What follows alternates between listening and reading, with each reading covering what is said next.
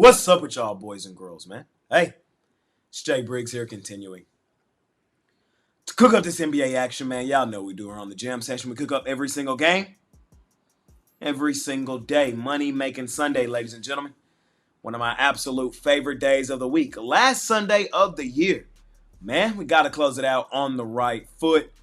Smaller card in the NBA today, just 6 games, but y'all know the drill, man. We're finna cook it up and try to smash it per usual. Another rapid fire episode, man. I know. But I'm going to get you, ladies and gentlemen, in and out of here, get you the information you need to know, and hopefully we continue to kick the crap out of the books. So without further ado, ladies and gentlemen, let's do exactly that. Let's make some money tonight, man. Let's hop right into tonight's NBA action. First game on the board. We got the Orlando Magic laying 7.5 points on the Brooklyn Nets. Hey, I trust Orlando in Orlando. Ultimately is what this game boils down to. The Magic, last 2 seasons, they've covered when favored at home in over 70% of their games. I know that this isn't that same team for most of that sample size as Wagner, Wagner. They're all banged up and injured, but I still believe in this Magic team. This is the team that was so bad for so long. They drafted so high for so long. This is one of the deepest teams in the league. Next man up theory is my thought process here in this one. Brooklyn's still really banged up. Don't trust them on the road the same way I do at home. I think this is a Magic lock-in spot, bounce-back spot at home for Orlando. No reason for me to doubt them. I'll lay the points with the Magic here in our first game of the day. We keep it rolling. We head to Boston where the Celtics are laying 11.5 points on the Indiana Pacers. I'm on the Pacers plus the points in this one. One of my favorite spots and situations in the NBA is just a straight-up quick revenge spot. Celtics beat up on the Indiana Pacers just the other day. It was a really good spot for Boston, and it was a bad spot for Indiana rolling into that game. Indiana was on the back end of a back-to-back with travel, following a tightly contested game with Oklahoma City, so wasn't the best spot for Indiana to go and play Boston. It was a revenge spot for the Celtics, and the Celtics were coming off a really bad loss to the Philadelphia 76ers at home on Christmas Day. So didn't shock the hell out of me to see Boston lock in the manner they locked in that game. I still think the Celtics are the best team in the NBA.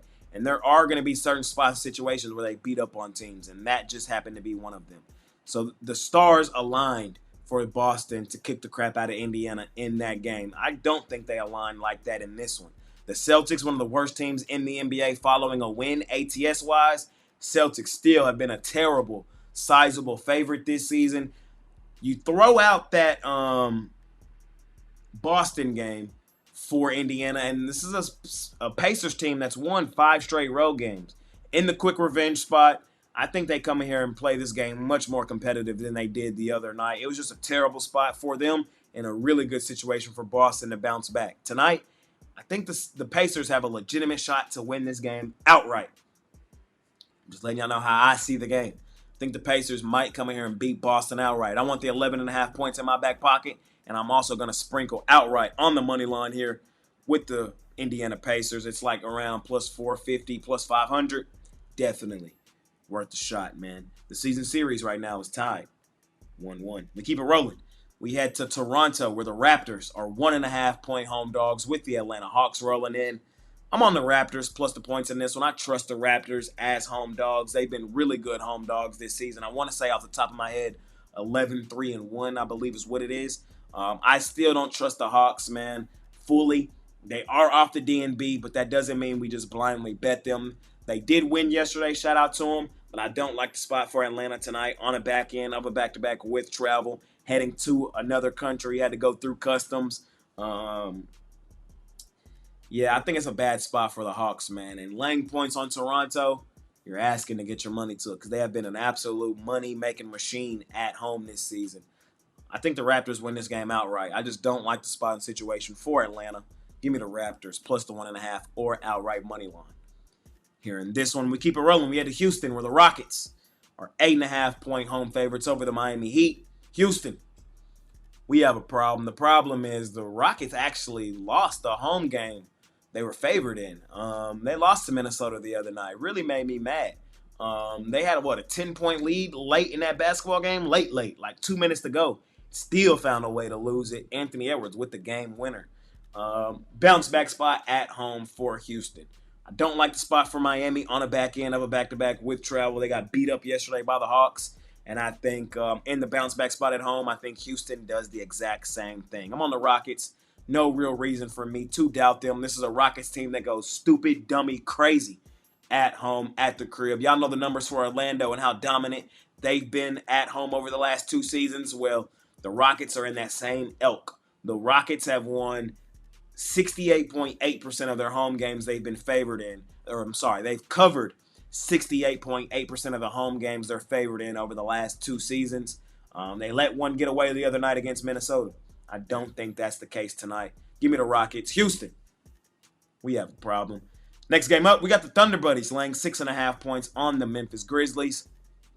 Injury report game is what I'm going to call this one. Got to keep an eye on it. Ja Morant will not play for Memphis, which kind of makes me upset. I wanted to see 2 of the best young guards in the NBA, Shai Gilgeous-Alexander, and Ja Morant go head-to-head. I really wanted to see that today. We're not going to get that, though. Ja Morant's not playing. I don't trust the Grizzlies on the road, ultimately, is what this game boils down to. I'm on the Oklahoma City Thunder Buddies. I'll lay the points here in this one. Memphis hasn't been that tough of a team to figure out. They're 22-10 straight up and 22-10 ATS. It's not 100% perfect, but 9 times out of 10, the Grizzlies are an easy team to figure out. When they win, they cover. When they lose, they fail to cover. And in this one today, I think they lose. I think they fail to cover. Oklahoma City is my favorite money-making team. I think they beat up on Memphis at home, at the crib. Thunder have been playing some really good basketball recently. I know they didn't cover for us yesterday, but I think they do cover today. I'm going to lay the points here with Oklahoma City at home, at the crib. Last and final game of the night. We're in Minnesota, where the Timberwolves are 6.5-point home favorites over the San Antonio Spurs. I'm on the Spurs in this one. I don't trust Minnesota laying points, sizable points at home, at the crib. They're still, in my mind, in my opinion, the house of disappointment. And just when you think this team is going to do something, they almost never do it. That's why they earn the name the House of Disappointment. This is a team that has been a terrible home favorite over the last couple seasons.